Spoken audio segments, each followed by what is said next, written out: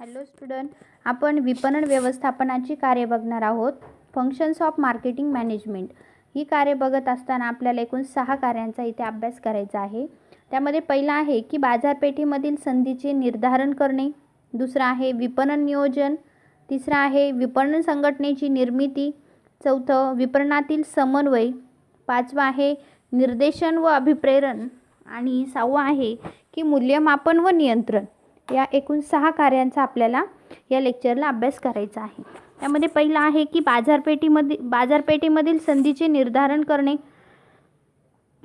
मग आपण बाजारपेठ हा शब्द जर एकेरी अर्थाने वापरलेला असेल तरी देखील बाजारपेठांचे स्वरूप, रचना, परिस्थिती काय आहे? भिन्न आहे, वेगवेगळी आहे.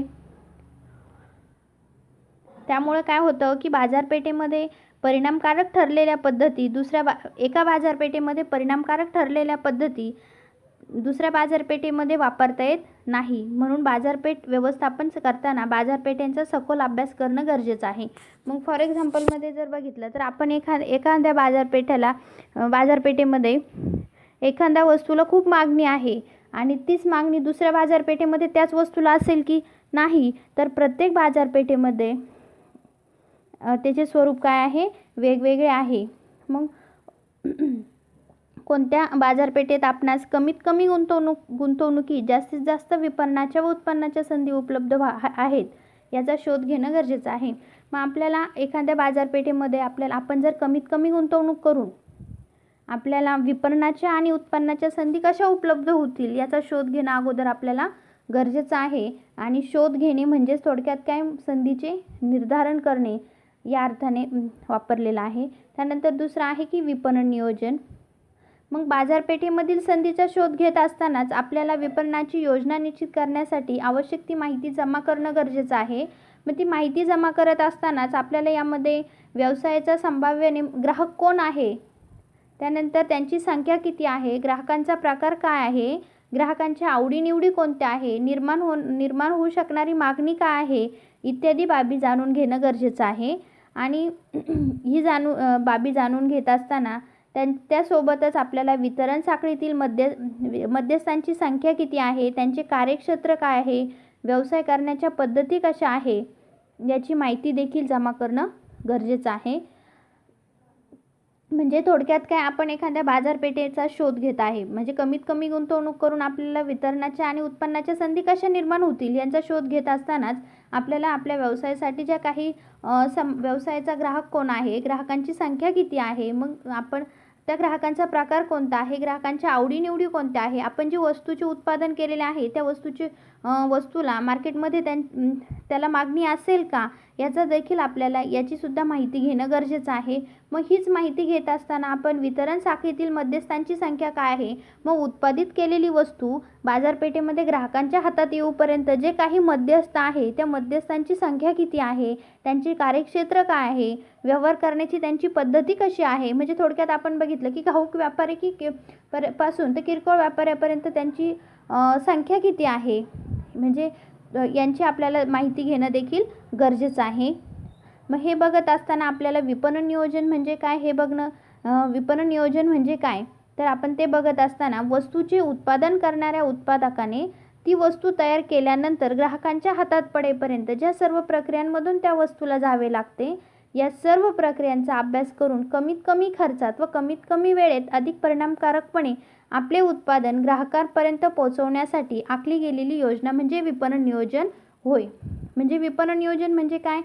वस्तूचे उत्पादन करणाऱ्या उत्पादकाने ती वस्तू तयार केल्यानंतर ती वस्तू ग्राहकांच्या हातात येईपर्यंत ज्या सर्व क्रियांमधून जावे लागते आणि ती सर्व क्रिया पार पाडत असताना आपल्याला कमीत कमी खर्चात आणि कमीत कमी वेळेत अधिक परिणामकारक आपल्या वस्तूला मागणी कशी निर्माण होईल हे बघणं देखील गरजेचं आहे. आणि ती वस्तू ग्राहकापर्यंत कसं पोहोचणं.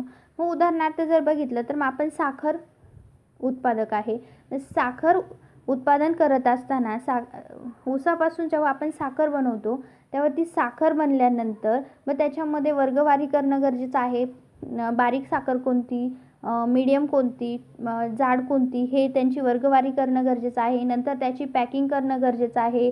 पॅकिंग केल्यानंतर मग ती मार्केटमध्ये आल्यानंतर मग तिला जे काही व्यापारी आहे आणि दुकानदारापर्यंत ती वस्तू येईपर्यंत, दुकानदाराकडून मग ग्राहकापर्यंत येऊपर्यंत जी काही सर्व प्रक्रियांमधून त्या वस्तूला जावे लागते आणि ती सर्व प्रक्रियांमधून जात असताना आपल्याला कमीत कमी खर्चामध्ये आणि कमीत कमी वेळेमध्ये अधिक परिणामकारक त्या वस्तूला आपले उत्पादन, ती वस्तू ग्राहकापर्यंत कसं पोहोचवता येईल यासाठी आपल्याला जी काही योजना केली जाते, योजना आखली जाते, तिलाच आपण काय म्हणणार आहे, विपणन नियोजन असे म्हणणार आहोत. त्यानंतर तिसरा आहे की विपणन संघटनेची निर्मिती. व्यवसायाचा मालक स्वतः किती कार्यक्षम असला तरी देखील व्यवसायाची सर्व कार्य तो एकटा पार करू शकत नाही. म्हणजे आपण जर बघितलं, संघटना म्हणजे काय, थोडक्यात अनेक व्यक्ती एकत्र आल्यानंतर या व्यक्तींच्या समूहाला आपण काय म्हणत असतो, संघटना असे म्हणत असतो. मग व्यवसायाचा मालक, जो काही व्यवसायाचा मालक आहे, तो व्यवसायाचा मालक कितीही कार्यक्षम असला तरी देखील व्यवसायाचं सर्वच कार्य तो एकटा पार पाडू शकत नाही. तर त्या व्यवसायातील विविध कार्य पूर्ण करण्यासाठी अनेक व्यक्ती, अनेक साधनांची त्याला काय करावी लागते, मदत घ्यावी लागते. आणि या व्यक्तीच्या समूहालाच आपण काय म्हणणार आहोत, समूहालाच संघटना असे म्हणणार आहे. तर विपणन संघटना म्हणजे काय, अशा व्यक्तींचा समूह जो विपणनाशी संबंधित वेगवेगळी कार्य पूर्णत्वास नेण्यासाठी त्याची काय केली जाते, नियुक्ती केली जाते, त्याची नेमणूक केलेली असते. म्हणजे थोडक्यात काय, व्यवसाय सुरू केल्यानंतर, व्यवसाय सुरू केल्यापासून तो मालक जो आहे तो एकटा त्या व्यवसायाची पूर्ण जबाबदारी एकटा सांभाळू शकत नाही. तर त्यासाठी त्याला अनेक व्यक्तींना एकत्र घेऊन तो व्यवसाय पूर्णत्वास नेणं गरजेचं आहे. संघटनेतील प्रत्येक व्यक्तींची कामाप्रती जबाबदारी आणि ती जबाबदारी पूर्ण करण्यासाठीची एक अधिकार क्षेत्र निश्चित करून त्यांच्याकडून योग्य मोबदल्यात विपणनाबाबतची कार्य पूर्ण करून घेतली जातात. म्हणजे आपण जे काही संघटनेमध्ये, मग आता संघटनेमध्ये अनेक व्यक्तींचा समावेश होत असतो. मग त्या अनेक व्यक्ती एकत्र आल्यानंतर त्या प्रत्येकाची कामाप्रती जबाबदारी काय आहे, वेगवेगळी आहे. आणि ती जबाबदारी पूर्ण करण्यासाठी त्यांना प्रत्येकाला जे काही अधिकार क्षेत्र आहे ते निश्चित करून दिलेले आहे. आणि ते अधिकार क्षेत्र निश्चित केल्यानंतर त्यांच्याकडून मोबदल्यात विपणनाची कार्य पूर्ण करून घेतली जातात. म्हणजे विपणन संघटनेची निर्मिती केली जाते. त्यानंतर चौथा आहे की विपणनातील समन्वय. मग विपणन संघटनेत नियुक्त केलेल्या कर्मचाऱ्यांना त्यांच्या योग्यतेनुसार काम दिलेले असते. प्रत्येकाचे अधिकार व जबाबदाऱ्या काय असतात, वेगवेगळ्या असतात. प्रत्येक व्यक्तीला त्याच्या अधिकार आणि जबाबदाऱ्या हे निश्चित करून दिलेल्या असतात. एकाच वेळी अनेक पातळ्यावर अनेक कर्मचारी काम करीत असतात. या पातळ्या म्हणजे विपणनातील, म्हणजे एकाच वेळी व्यवसायामध्ये एकाच वेळी अनेक कर्मचारी काय करत असतात, काम करत असतात. आणि त्यांची प्रत्येकाची जी काही अधिकार आहे, जी प्रत्येकाची जबाबदारी आहे ती काय आहे, वेगवेगळी आहे. मग त्यामध्ये काय आहे, वरिष्ठ व्यवस्थापक असेल, मध्यम व्यवस्थापन असेल, कनिष्ठ व्यवस्थापन असेल, या सर्व व्यवस्थापनाचा आपल्या या पातळ्यांमध्ये समावेश होत असतो. या सर्व पातळ्यांवरील कर्मचारी आणि उपलब्ध साधन सामग्री यांच्या कार्यामध्ये काय करणं, ताळमेळ प्रस्थापित करणे, म्हणजे विपणनामध्ये काय करणे, समन्वय साधणे गरजेचं आहे. त्यानंतर पाचवा आहे की निर्देशन व अभिप्रेरण. मग विपणन संघटनेमध्ये काय केले, कर्मचाऱ्यांची नियुक्ती केली, कर्मचाऱ्यांची नेमणूक केली. आणि नेमणूक झाल्यानंतर व्यवसाय संस्थेची अपेक्षित उद्दिष्टे त्या कर्मचाऱ्यांकडून पूर्ण करून घेतली जातात. मग व्यवसाय संस्था स्थापन केल्यानंतर जे काही व्यवसाय संस्थेची जी उद्दिष्टे आहे, मग उद्दिष्टे कोणती असतात, जे जास्तीत जास्त नफा मिळवणे, आपल्या व्यवसाय संस्थेचा विकास कसा होईल, आपल्या व्यवसाय संस्थेचा विस्तार कसा होईल, या उद्देशाने काय करत असतात, व्यवसाय संस्था स्थापन झालेल्या असतात. आणि व्यवसाय संस्था स्थापन झाल्यानंतर त्या कर्मचाऱ्यांची नियुक्ती केल्यानंतर त्या कर्मचाऱ्यांकडून ती उद्दिष्टे पूर्ण करण्यासाठी प्रयत्न केलेले असतात. मात्र कर्मचाऱ्यांकडून काम करून घेणे हे वाटते तितके सोपे नसून ते काय आहे, एक गुंतागुंतीचे आणि किचकट कार्य आहे. कारण मनुष्य हा काय आहे, सजीव प्राणी आहे. आणि तो सजीव प्राणी असल्यामुळे त्याच्या संवेदना, त्याच्या भावना, त्याचे स्वतंत्र मत असते आणि त्याच्या भावना देखील काय असतात, स्वतंत्र असतात. म्हणजे थोडक्यात काय, आपण व्यवसाय संघटना स्थापन केली. व्यवसाय संघटना स्थापन केल्यानंतर ज्या काही कर्मचाऱ्यांची नियुक्ती केलेली आहे, ज्या काही कर्मचाऱ्यांची नेमणूक केलेली आहे, ती नेमणूक झाल्यानंतर व्यवसाय संस्थेची जी काही उद्दिष्टे ठरवलेली आहे ती अपेक्षित उद्दिष्टे पूर्ण करण्यासाठी आपण ती उद्दिष्टे कर्मचाऱ्यांकडून काय करत असतो, पूर्ण करून घेत असतो. परंतु आपल्याला वाटतं की कर्मचाऱ्यांकडून आपण हे काम एकदम फास्ट पद्धतीने ती करू शकतो, पण का करू शकत नाही? कारण कर्मचाऱ्यांकडून काम करून घेणे हे वाटते तितके सोपे नाही. कारण हे काय आहे, गुंतागुंतीचे आणि किचकट कार्य आहे. कारण मनुष्य हा काय आहे, सजीव प्राणी आहे आणि सजीव प्राणी असल्यामुळं त्याला काय झालेलं आहे, त्याच्या भावना, त्याच्या संवेदना, वैचारिक क्षमता हे काय आहे, वेगवेगळ्या आहे आणि त्यांच्या या भावना किंवा मते तो करीत असलेल्या कामाशी देखील काय होत असतं, निगडीत असतात. आणि अशा वेळी काय होतं की कर्मचाऱ्यांच्या भावना ओळखून त्यांच्याकडून योग्य प्रकारे काम करून घेणे गरजेचे असते. कर्मचाऱ्यांची कार्यक्षमपणे आपले काम पूर्ण करण्यासाठी प्रेरणा देणे म्हणजेच अभिप्रेरणा होय. म्हणजे काही कर्मचाऱ्यांची नियुक्ती केलेली आहे, त्या कर्मचाऱ्यांकडून अधिक क्षमतेने आपले काम पूर्ण करण्यासाठी त्यांना काय द्यायची, प्रेरणा द्यायची, त्यांना मार्गदर्शन करायचं, म्हणजे थोडक्यात काय, अभिप्रेरण होय. तसेच कर्मचाऱ्यांना विपणन संघटनेत कार्य करताना ते योग्य प्रकारे होण्यासाठी मार्गदर्शन करणे.